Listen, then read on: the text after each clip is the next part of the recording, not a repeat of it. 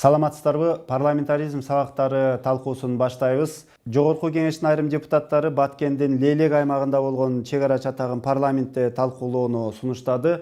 Студиябыздын коноктору Төрөбай Зулпукаров, Табалды Тилаев жана Улукбек Ормонов, кош келдиңиздер. Мына негизи эле ушул чек ара маселелери эмнеден улам келип чыгып атат? Эмне үчүн ушул көбүнчө жазында ушул сыяктуу чатактар чыгат? Эми өзүңүздөр билесиздер, биз мына быйыл Кудай буюрса 27 жылдык эгемендүүлүктү өткөрө турган болуп атабыз. Өзү негизи Кыргыз мамлекет 91-жылы эгемендүү мамлекет болгондон кийин кошуна мамлекеттерде баягы ошол эгемендүүлүктү жарыялагандан кийин эле чек ара кызматы түзүлгөн да. Бизде Кытай менен Кыргызстандын ортосундагы чек араны учурунда Россия Федерациясы карап турган. Андан кийин Баткен окуясы болгондон кийин 99-жылы Кыргызстанда чек ара кызмат түзүлгөн да. Өзүнүкү Кыргыз Республикасынын чек ара кызматы түзүлгөн да. Ошол учурда бизде Кытай менен болгон чек арачылар аркылуу каралса, бирок ушул Тажикстан, Өзбекстан менен болгон чек арада биздин чек арачыларыбыз да болгон эмес да. Ошондуктан бул проблемалардын негизги келип чыгышы ушул 8 жылдык биздин кошуна мамлекеттердин ортосунда эң керектүү органдын түзүлбөй калгандыгынан болуп калган да. Ошондуктан азыр эми бизде Өзбекстан менен биздин 1378 километр узундуктагы чек арабыз бар. Тажикстан менен 970 километр чек арабыз бар да. Өзбекстан менен эми кичине иштер алдыга жылып кетти. Үчүн дегенде 1007 километрде биз 73% болуп калат. Булчу демилитация маселеси эки мамлекеттин ортосунда болуп калды да. Бирок ошол калган оор баягы участоктор бүгүнкү күнгө чейин ошо 27%га жакыны оор участоктор калып атат. Ошол менен эле бирге ошол Тажикстан менен дагы 53% жерибиз демилитация болгон. Бирок ошол баягы съемка деп коет, ошол аныкталуулар калгандары ошол 47%га жакыны бүгүнкү күнгө чейин баягы оор болуп турат да. Чек ара маселеси бул бүгүн чыгып калган жок да. Ошондуктан эки мамлекеттин ортосундагы өкмөттөр аралык комиссия бар, демилитация жана демаркация боюнча. Ошол мамлекеттик комиссиялар өтө тыгыз байланышта иштеш керек да. Жана бүгүнкү жыйында сиздер мындай сунуш бербедиңиздерби? Тиги өкмөттү күн өткөрөлү, же болбосо ошо керек болсо жогорку кеңештин кезексиз жыйынын өткөрөлү деп. Баткендин жана Лейлек аймагындагы айылда болгон окуянын видеосу да чыгып кетти, интернетке, телеканалдарга чыгып кетти, көрдү коомчулук. Анан кийин ушул багыл эки тарап тең Тажикстандагы, Кыргызстандагы бул боюнча түшүндүрмөлөрдү берип, чек арачылары өз ара сүйлөшүүлөрдү өткөргөндөн кийин бул маселени жогорку кеңеште талкуулоонун кажети барбы? Эми бизде 2011-жыл 26-июлда Кыргыз Республикасынын айрым чек ара аймактарына өзгөчө статус берүү жөнүндө мыйзам кабыл алганбыз да, өнүктүрүү боюнча. Ошол мыйзамдын бүгүнкү күндөгү иштеп аткан иштелишин биз карап чыкканга контролдук функциябыз бул биздин жогорку кеңештин депутаттарынын негизги конституциялык чоң милдеттеринин бири болду да. Мыйзам чыгарабыз, мыйзамдын аткарышын контролдойбуз. Мен ойлойм, ушул мыйзамдын аткарышы өтө начар болуп атат, өтө чабалы болуп атат. Эмне үчүн дегенде Кыргыз Республикасынын ошол өкмөтү 20 мартта 2012-жылы токтом кабыл алып, ошол Кыргыз Республикасынын өзгөчө статус бар баягы айрым чек ара айылдарын аныктоо менен биргеликте бизде мисалы үчүн ошол жерде жанагы программа кабыл алынган. Ал программанын негизинде 2012-жылдан 2016-жылга чейин көп иш-чаралар жасалыш керек эле. Бирок биз азыр программаны карап көрдүк, ошол учурдагы программаларды дагы, анан кийин бул мыйзамды иштетиш үчүн дагы бир чоң иш-чаралар жасаш керек да. Бирок программа өзүнүн жалпы сметасы баягы каржылоо булагы толук кандуу каралбай калгандыктан бүгүнкү күндө кээ бир проблемалардын келиши дагы ошондон болуп калып атат. Демек ошо сиздер жанагы мыйзам эмне үчүн толук кандуу аткарылбай жатат деген суроону коюп турбайсыздарбы? Андан сырткары мына сиздин кесиптешиңиз дагы бир маселеге токтолду. Ушул Баткендеги өкмөттүн атайын ыйгарымдуу өкүлү дагы ошол чек ара маселелерин билбей жатат, эл дагы аны тааныбайт. ошол жергиликтүү бийликтин өкүлү эле ушул маселелерди чечип коюш керек эле деген маселени козгодуңуз. Себеби эмнеде?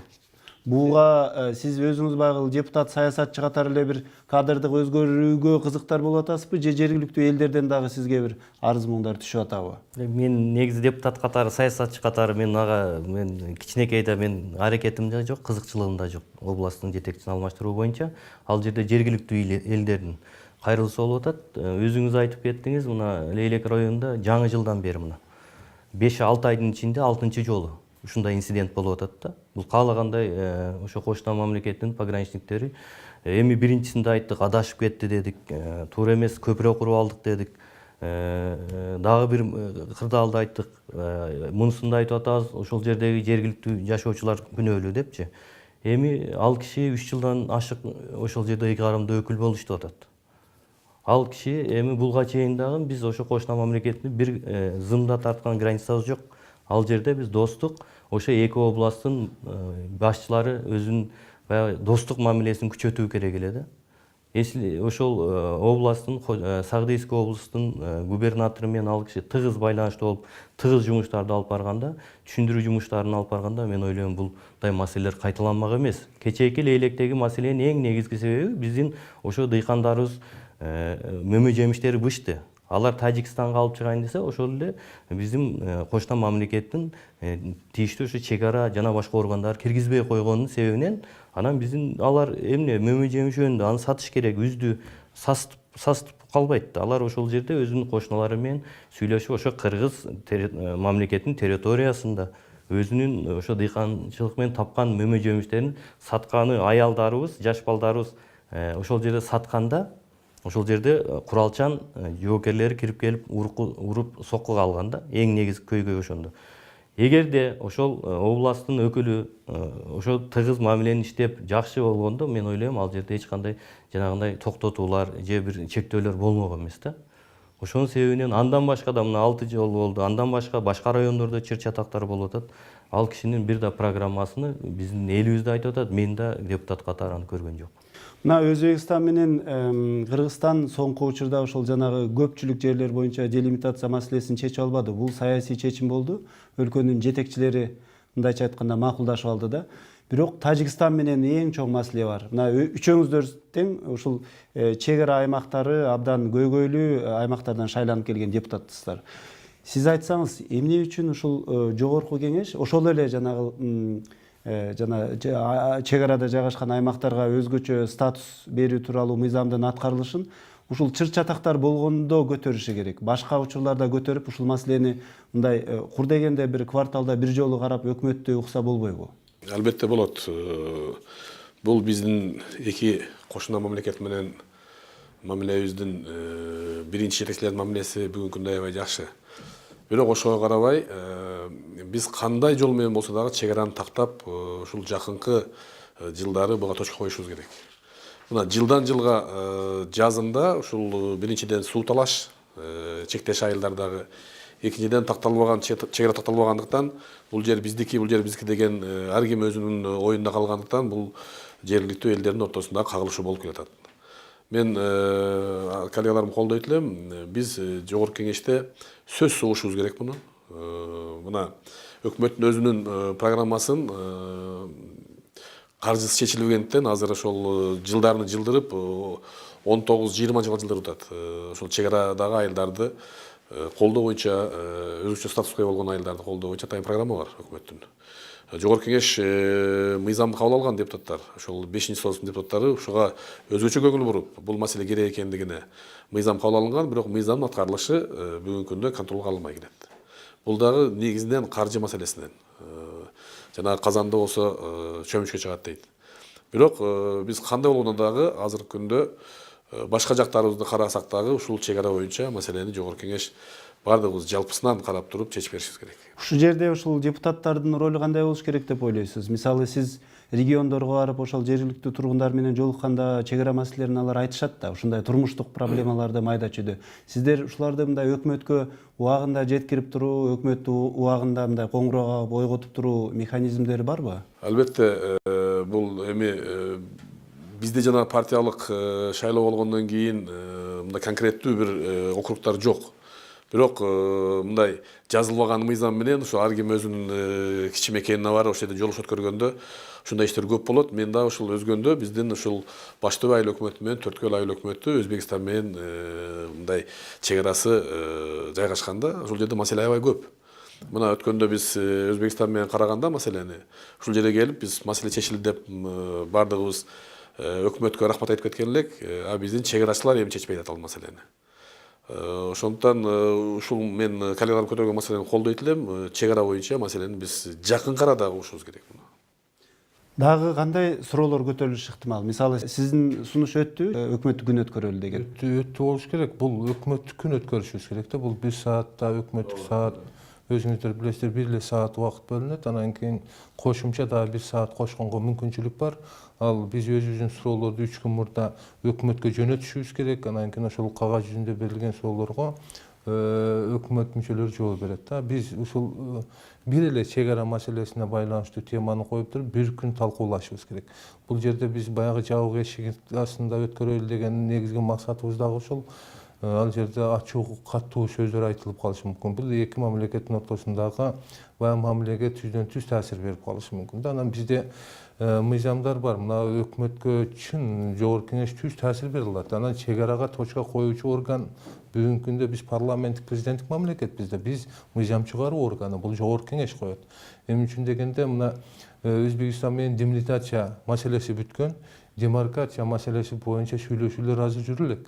Демаркацияны да биз бул жерден эки мамлекеттин ортосундагы парламенттер ратификация жасаш керек. Биз мына Казакстан менен демилитация бүткөн, мына мурдагы жума демаркация маселесин мурдагы жума бүтүрдүк да. Андан кийин чек арачылар баягы инженердик жумуштарды аткара баштайт да. Мындайча айтканда баягы зымторлорду тартат. Аны дагы өзү чек ара кызматы жасабаш керек. Бунун мамлекеттик курулуш баягы кызматы жасаш керек да. Бирок биз мына Чарбакта болгон окуяны баарыбыз билебиз да. Баягы Өзбекстандын Сок анклавы менен биздин ошол Чарбак деген айылыбызда Баткен областынын Баткен районундагы ошол жерде конфликт болгон. Биз ошол 5-акылышта биз депутат элек. Ошол учурда бизде жогорку кеңештен баягы жумушчу топ түзүлүп депутаттар тарабынан биз жеринен барып ошол проблемаларды көтөрүп, анан кийин жумушчу топ өкмөткө көптөгөн сунуштарды киргизип, биз ошол жердеги жол, суу, балдар бакчасы, мектеп маселесин чечүүдө чоң жардам бергенбиз да. Анан кийин ошол учурда ошол жерге мына биздин тапшырмабыз менен учурдагы өкмөт ошол учурда биринчи жолу инженерлик жумушту Өзбекстан менен ошол жерде жасаган да. Аз болсо дагы ошол чек ара аныкталды. Бирок ошол Чарбакта бүгүнкү күндө проблемалар токтогон да. Ошондой жумуштарды биз аткарышыбыз керек да. Бизде мына чек ара жеринде жашаган биздин айылдарга өзгөчө статус берүүдө дагы көпчүлүк баягы айылдарыбыз Баткен областында да. Мисалы үчүн Лейлек районунда эле 10 айыл бар. Баткен районунда 21 айыл бар. Кадамжай районунда 18 айыл бар. Азыр мисалы үчүн Ош областынан бир эле айылды киргизгенбиз да. Бул жерде барак деп, бул өкмөт түн токтоо менен кирип атат да, өзгөчө статус берилип атат. Буга каржы маселесин дагы чечиш керек да, анын программасын кабыл алыш керек. Мыйзам боюнча кандай? Мисалы ошондой статус берилген айылдарга, ошол өзгөчө жанагы чек арада турган айылдардын жашоочуларына өкмөт кандай жардам көрсөтө алат? Ал жерде өзгөчө статус берилгенден кийин бизде 2009-жылы баягы моратория кирген.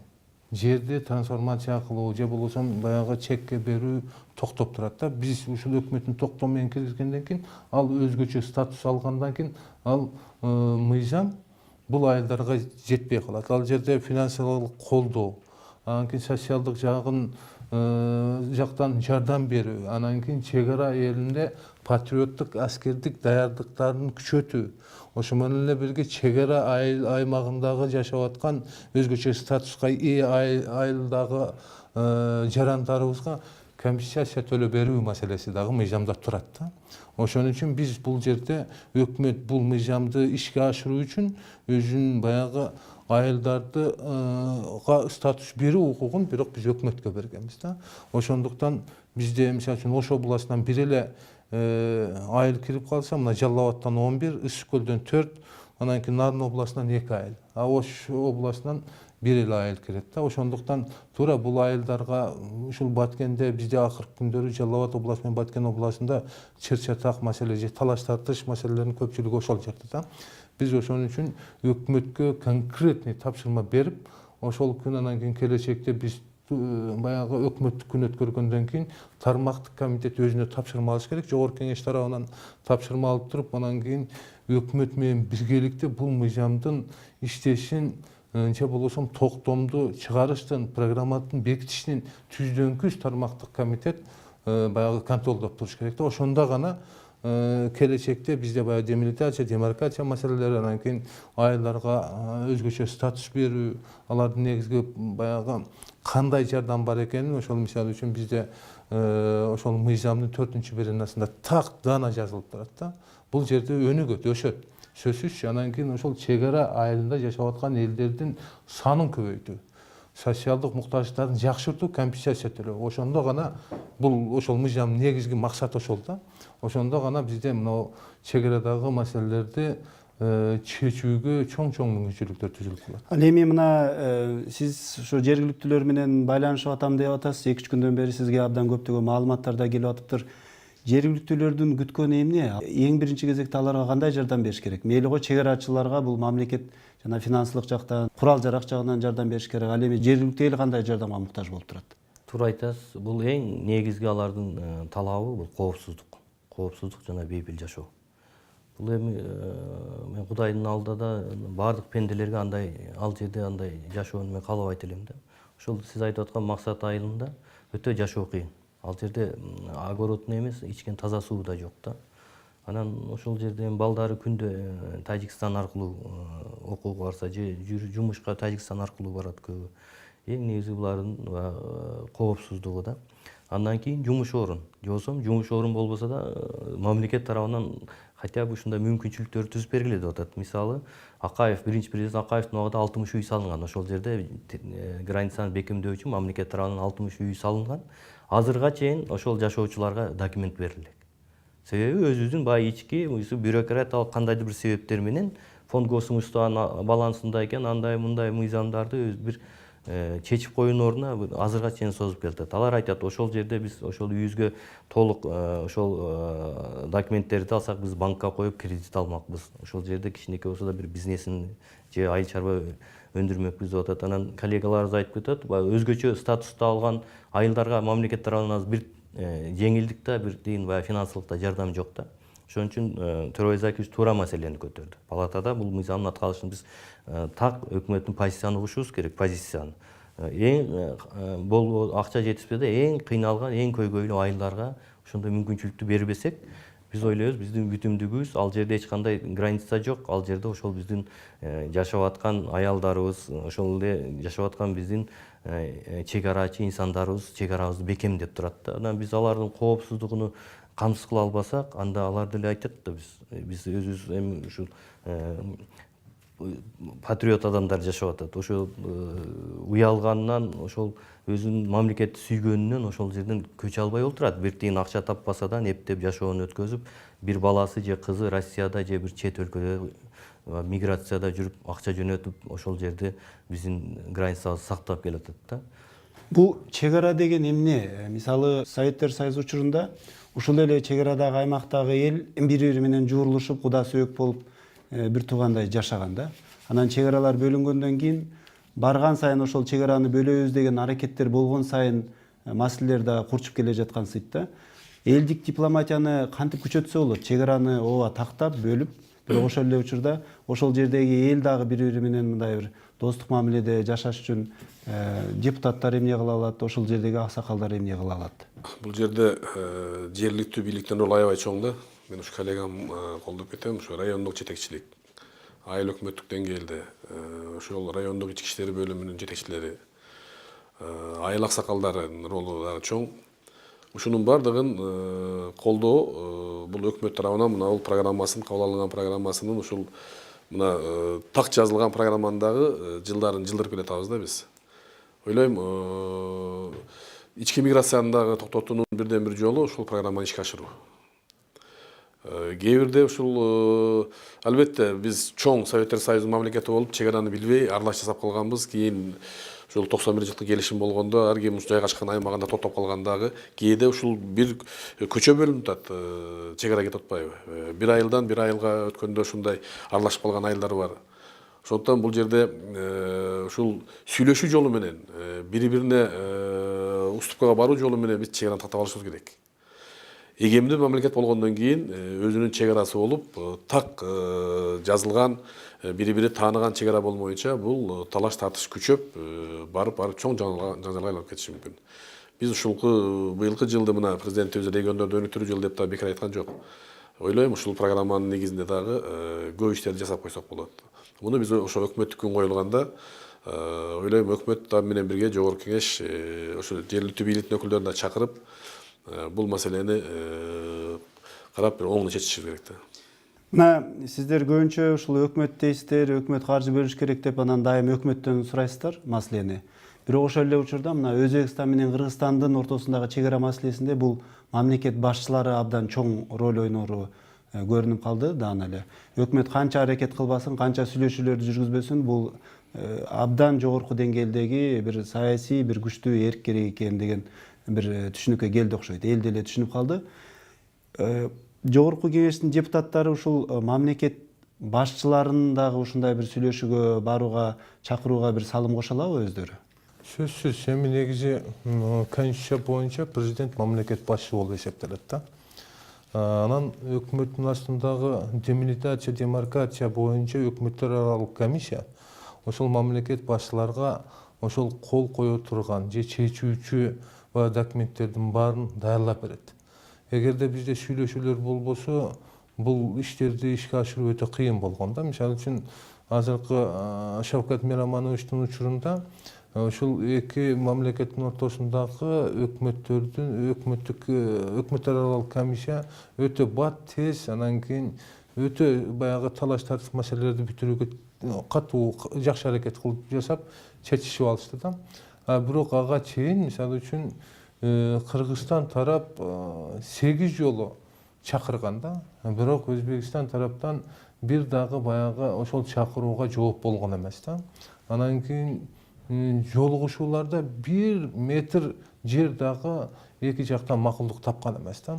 Ошондуктан бүгүнкү күндө Өзбекстан менен сүйлөшүүдө кичине жылыш өтө жакшы болду. 75% бул демилитацияны бүтүрүп алуу бул чоң иш да. Ошо менен бирге мына Тажикстан тараптагы бүгүнкү күндө бул чек ара маселесин чечүүдө бир эле Кыргызстандын каалоосу менен чечилбейт. Бул эки тараптуу макулдук менен чечилет. Эки тараптын каалоосу менен чечилет да. Ошондуктан өкмөт негизги ошол комиссиянын иштөөсүндө өкмөттүн астындагы кызматкерлер да мамлекеттик кызматкерлер анан кийин президентке даярлап берет, президент кол коет, анан кийин акыркы точканы жогорку кеңеш, мына конституция боюнча дагы чек ара маселелерин чечүүчү орган бул жогорку кеңештин депутаттары, жалпы жогорку кеңеш болуп эсептелет. Анан эки мамлекеттин ортосунда ошол келишимдер ратификация болуш керек да. Мыйзам менен биз бекитишибиз керек. Ошондо гана маселе чечилет.